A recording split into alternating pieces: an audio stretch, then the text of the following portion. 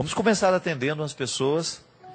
A Resilma, de Natal, Rio Grande do Norte, escreveu assim: Padre Fábio, a música Todo Homem é Bom, que está no seu DVD Eu e o Tempo, é simplesmente maravilhosa, mas também provoca conflitos entre a razão e a emoção. Se todo homem é bom, como explicar tantas atrocidades causadas pela mão humana? Será que o homem nasce bom e a sociedade o transforma? Sei que essas questões vão muito além do bem e do mal.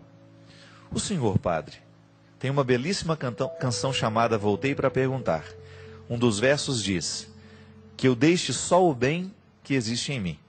Acredito que na medida em que fazemos tantas maldades, acabamos esquecendo o que existe de bom em nós.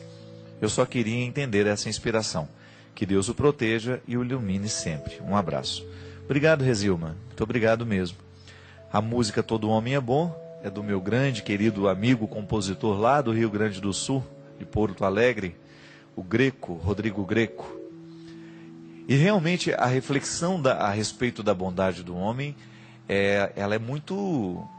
Ela nos apresenta uns paradoxos, né? Dialética, né? Isso é, dois lados. A gente precisa... O processo dialético é aquilo que aparentemente pode ter uma contradição, gera sempre uma outra pergunta. Quando a gente acredita, e a antropologia cristã nos ensina isso, o ser humano é bom. Deus não criou um ser humano ruim. Agora, o que existe é o processo de estrago, né, desta bondade humana. E é engraçado isso porque nós podemos ser afetados neste estrago tanto através do processo formativo, da gente receber uma formação errada, como também podemos receber isso através da genética, né? Você já observou isso? Que existem pessoas que têm uma dificuldade maior para lidar com isso, em conseguir atingir a bondade das coisas, porque parece que tem lá no íntimo alguma coisa enraizado nela que a joga muito para este contexto de maldade. Eu já tentei muitas vezes compreender isso, e aliás a renovação carismática fala muito disso, quando eles propõem a cura de gerações, né? Não é isso? Quando você começa a rezar pelos seus antepassados. Porque de alguma maneira, geneticamente, nós trazemos os sucessos e as decepções das pessoas, né? E o que é a chave fundamental para a gente compreender a bondade e a maldade? É o quanto aquele ser humano conseguiu se realizar como pessoa. Eu tenho essa convicção, minha gente. Um ser humano, ele faz mais pacto com a bondade à medida em que ele está realizado. Realizado no sentido pleno da palavra, né? Quando você está articulando bem os seus limites e possibilidades, e você encontra um espaço para a felicidade no meio de tudo isso, para a satisfação de você ser quem você é. Se você tem um ser humano que está satisfeito em ser quem ele é, você tem naturalmente um movimento de bondade. Pode observar isso. Quando você encontra uma pessoa que está realizada na vida, que está bem encontrada naquilo que Deus lhe deu como possibilidades e limites, essa pessoa tem mais possibilidade de fazer bem ao mundo. Ela é mais propensa à bondade. Ao contrário que quando você encontra uma pessoa que não conseguiu se realizar, quando ela tem muitas dificuldades de lidar com ela mesma, ela vai ser mais propensa a fazer a maldade. Isso é muito comum nos nossos dias, né? Aí a gente vai tentar entender a violência, né, no mundo, tentar compreender a violência no nosso país. A gente vê tantas atrocidades, né? No dia do apagão, alguém entrou dentro de um bar lá em Taubaté, na cidade onde a gente vive, e assassinou brutalmente o rapaz que trabalhava ali dentro.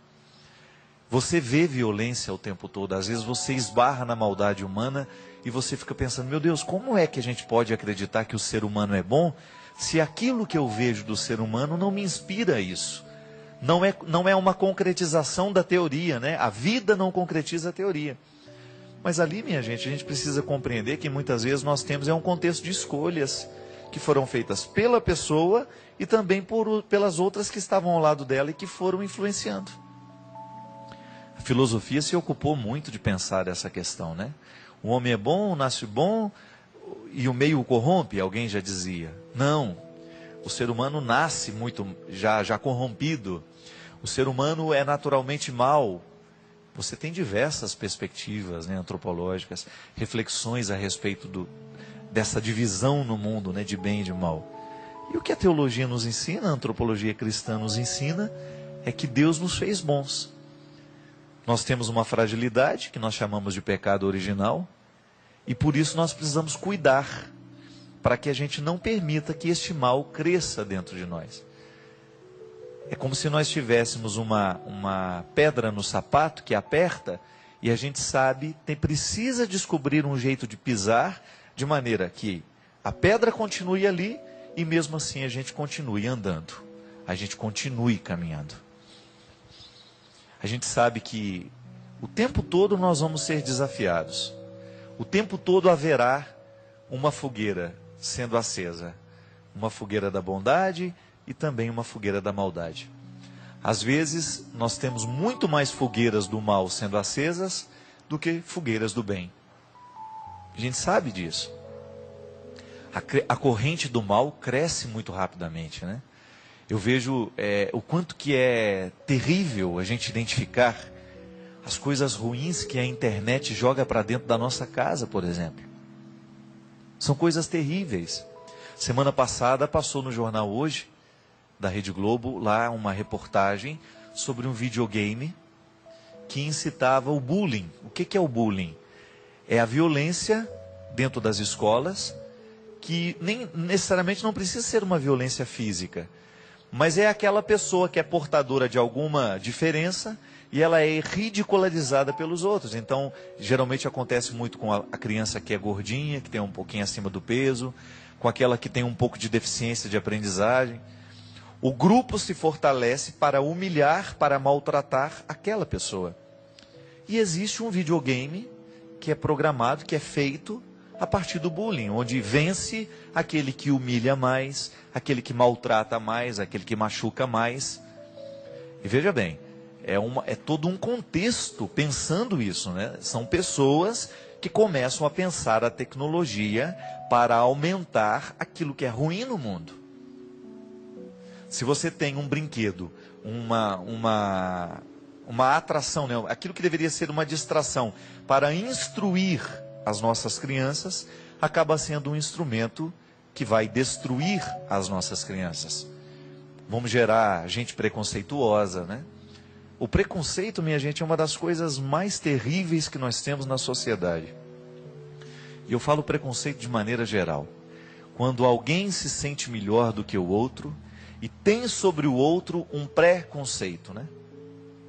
E se sente no direito de humilhar, de machucar, de maltratar, por causa da diferença. Quando a gente vê isso crescer no mundo, isso é extremamente... Isso danifica a estrutura social, né? E aí você pensar que esses jogos entram na sua casa. E aí eu sempre preciso ter essa consciência e não me canso de dizer isso às pessoas, porque isso para mim é evangelização. Evangelizar é a gente tomar consciência de que o segmento de Jesus tem que nos orientar, tem que mudar as nossas escolhas. O que é que você permite que entre na sua casa? A bondade ou a maldade? O tempo todo a maldade e a bondade vão bater à porta da nossa casa. O tempo todo alguém vai nos oferecer uma coisa que é boa e uma coisa que é ruim. E somos nós que livremente damos passo na direção de tudo isso. Agora, quando você tem uma criança que ainda não sabe escolher e ela é encaminhada para essas coisas ruins, a culpa é de todos nós. É por isso que é muito difícil fazer uma análise da sociedade a partir do conceito de culpa. Outro dia, há muitos anos atrás, eu fiquei sabendo de uma história, por causa da pastoral carcerária, o padre Mário Marcelo acompanhava. E durante um tempo também, às vezes eu ia com ele, fiz um trabalho, vez ou outra visitava os presídios também. E existia um rapaz que ele tinha sido preso, muito jovem, um rapaz bonito, cheio de vida. Estava lá na prisão já, na casa de custódia há um bom tempo. E veja bem que história triste. Esse rapaz assassinou mais de 60 pessoas. São mais de 60 assassinatos. Então, todo mundo teria um diagnóstico muito rápido. Não, realmente é uma pessoa ruim, é uma pessoa má, uma pessoa fria. E aí o padre Mário Marcelo veio me contar outro dia um pouco da história daquele rapaz e disse assim: esse rapaz, ele era filho de um padre. Só um exemplo, né? Não estou dizendo que os padres são assim, né? Naquela história. Este rapaz era filho de um padre. A mãe dele era funcionária da casa paroquial. O padre engravidou essa moça, a expulsou da casa, não assumiu a criança, desmentiu, disse que o filho não era dele, humilhou aquela moça, essa moça foi embora, foi jogada fora, né? Teve esse menino, e esse menino cresceu neste estado de abandono. E diz que ele tinha muita vontade de conhecer o pai, até o dia em que ele tomou contato com a realidade dele. Ele era filho de um homem que não o amava, que não o queria. Se eu não me engano, eu posso estar enganado agora, que eu não me recordo muito bem se essa foi a sequência dos acontecimentos. Mas o pai foi o primeiro a ser morto por ele. Ele descobriu onde estava, correu atrás, foi, e desde então tornou-se um assassino. É claro que, gente, que a gente não vai justificar. Ninguém precisa matar o outro para tentar resolver os conflitos que tem. Mas se a gente for ser bem honesto com a questão, quem é o primeiro culpado por tantos assassinatos? Onde é que está a origem do mal que cresceu no coração daquele menino? A desonestidade daquele homem que não foi capaz de reconhecer o erro que cometeu, que não foi capaz de reconhecer a paternidade, que não foi capaz de dar ao menino a oportunidade de saber quem era o seu pai, negou o afeto. Minha gente, quantas vezes na vida nós vemos assim? Quantas vezes nós encontramos adolescentes perdidos nas drogas, perdidos na prostituição, perdidos no tráfico, perdidos na preguiça, como encontrei uma senhora me contando dentro do avião essa semana. Ela falou: padre, o senhor fala tanto de jovens que estão perdidos nas drogas, na prostituição socializada, no tráfico.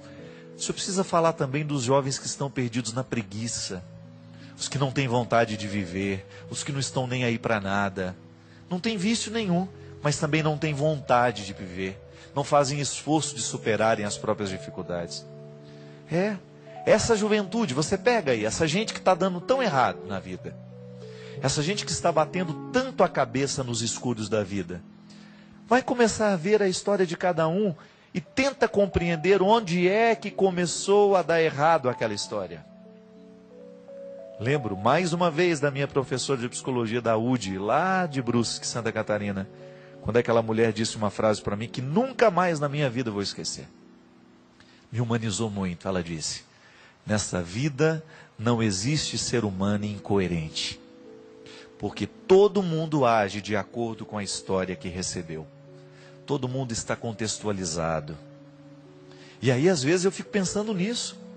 Nós temos a manchete: rapaz mata não sei quantas pessoas, a chacina não sei aonde, rapaz baleou não sei quem.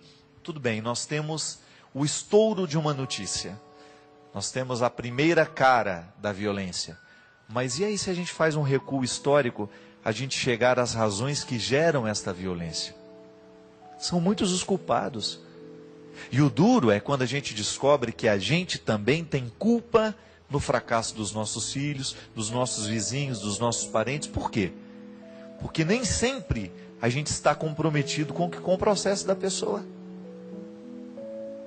Nem sempre nós estamos comprometidos em fazer a coisa do jeito certo. Gente, e a vida cobra, não adianta. A vida cobra. Tem aquele ditado, né? Deus perdoa sempre, o homem às vezes, mas a vida nunca. Se a gente escolhe errado hoje, mais cedo ou mais tarde, essa vida vai cobrar a escolha que nós fizemos. Isso é inevitável.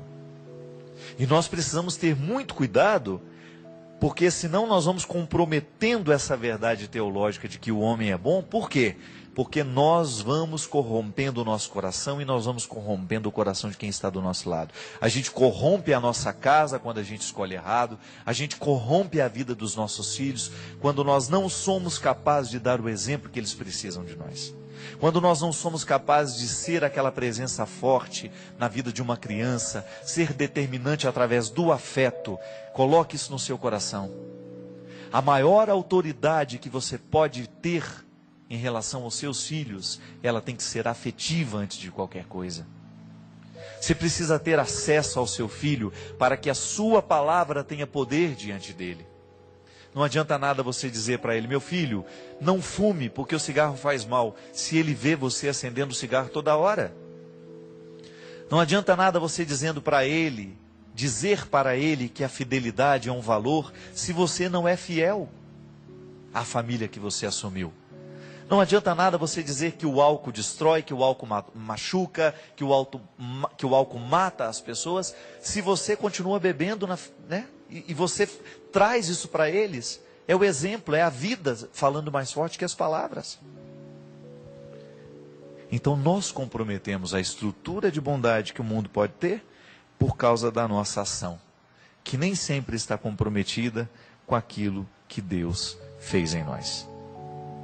É bonito você pensar isso. Você é bom. Seu coração é um poço de bondade. Você nasceu para dar certo. Você nasceu para a bondade. Só que você não vai dar certo, você não vai ser bom, se ao longo da sua vida você fizer, livremente ou não, se você fizer a escolha daquilo que não é bom.